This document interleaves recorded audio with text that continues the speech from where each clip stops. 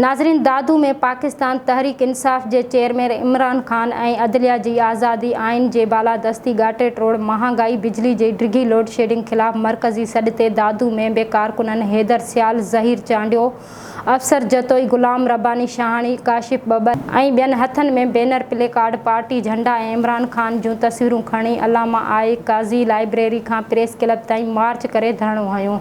मुज़ाहिरीन चयो त पाकिस्तान तहरीक इंसाफ़ जे चेयरमैन इमरान ख़ान संदसि घरवारी ऐं अॻुवाणनि खे कूड़नि केसनि में जेल भीड़ो कयो वियो आहे। मुल्क में इमरान ख़ान जी हुकूमत में तेल बिजली जा मुनासिब अघ मुक़ररु थियल हुआ।